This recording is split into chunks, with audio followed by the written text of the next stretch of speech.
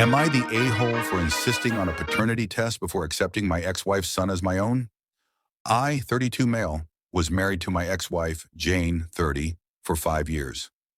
Our marriage ended after I discovered she had been cheating on me for about a year with multiple men. She got pregnant and confessed that she doesn't know if the baby was mine or her affair partner's. A couple of months after the divorce, I tried to reach out to her to see if the baby was mine but couldn't, and I learned through a friend she and her new partner had left the country. That was 2 years ago, and I thought that was that. Recently, Jane reached out to my mother claiming that her kid is mine and in need of financial help. Jane told my mother that her partner left her when he found out the kid is not his. Now, for context, my mother has been desperate for grandkids, especially since my older brother is gay and child-free, and I've been single since the divorce. She's been relentless in pressuring me to help out Jane. However, I have my doubts given her infidelity. I find it hard to trust her claims without concrete evidence. So I've insisted on a paternity test before committing to any financial or emotional support.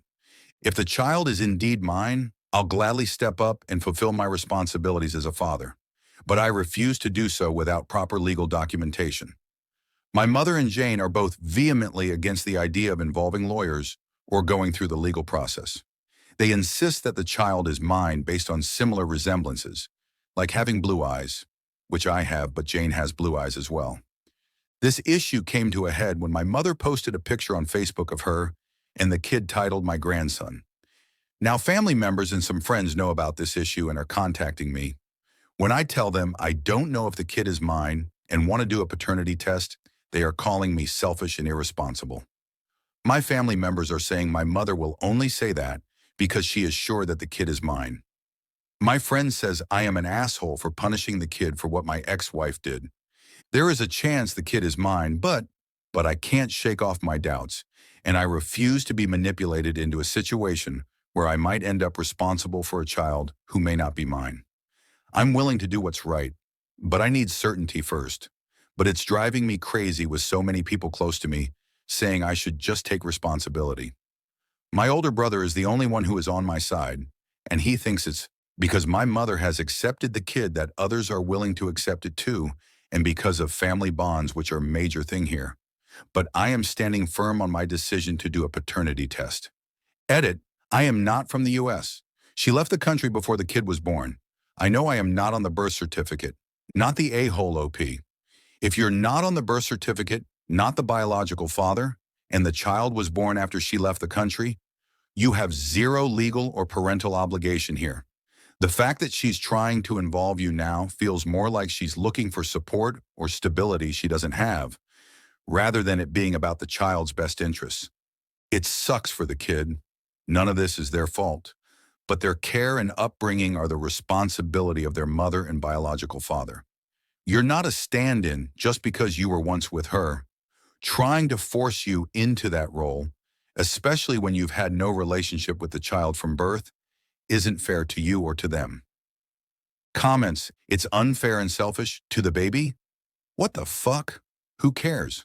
Until such time as evidence is provided proving you are the father, then it's not your job to be fair and selfless to the baby because it's not your baby.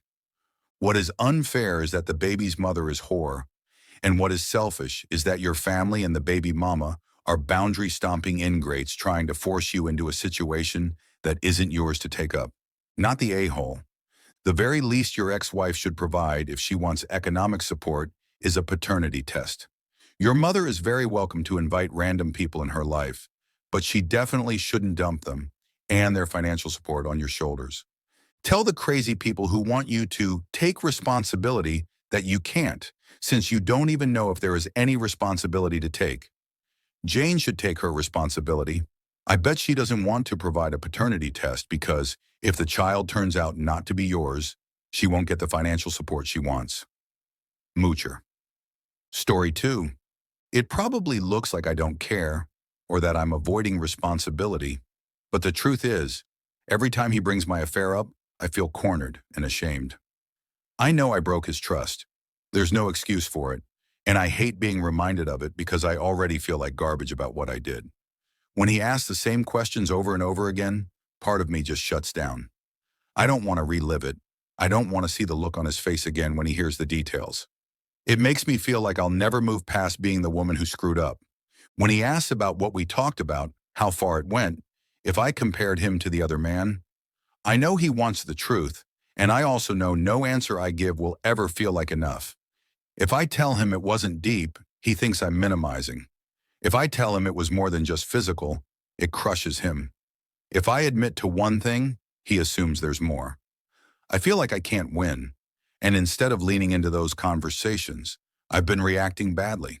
I get defensive, I make snide comments about him being boring or stuck on it, and I try to move the focus away from me because I hate sitting in the mess I created. The reality is, he's right. He stayed. I stayed. That means if I actually want this to work, I owe him openness, honesty, and reassurance, even if it means repeating myself until he feels secure again. I haven't been doing that. I've been trying to push everything under the rug because it's easier for me not to deal with it. But easier for me means impossible for him to heal. I know I'm failing him again by reacting the way I have. He's not asking to punish me. He's asking because he's traumatized by what I did. If I can't respect that need and give him the conversations he's asking for, then I'm showing him that I don't value rebuilding what I broke.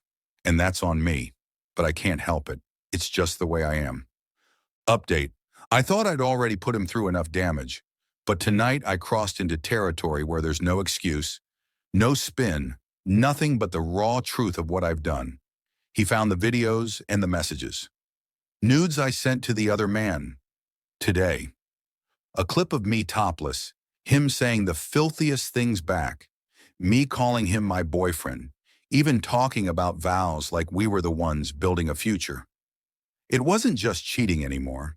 It was a whole relationship, and he caught me red-handed. When he confronted me, screaming, crying, begging for an explanation, I didn't stay. I walked out. And the sickest part is, I know that left him so utterly shattered in a way that's going to take forever to mend. He loved me with everything he had. He trusted me completely, even after all the doubts and questions, and I didn't respect that for a single second. I made him feel like he was nothing, like he didn't matter, because instead of being honest, I left him alone in that pain. Now he says he's done, that I can pay bills without him, that he doesn't want me in his life anymore, and that I need to go. I built up this image of being his partner, his safe place, his world, and then I tore it down in the ugliest possible way.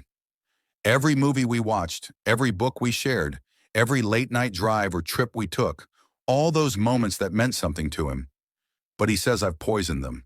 He says he finally knows what I did and he's now ready to move on from all the lies I had spun for him. He says I had imprisoned him, but he broke free. I feel pathetic, disgusting, like I want to vomit. I can't move out. My whole life is here, in this house. I know my life isn't sustainable without him. I know this is not who he is. This is the result of what I've done to him. But I can't let him do this to me, take my life away from me. So I'm going to claw my way back in, to his life, even if it's the last thing I will do.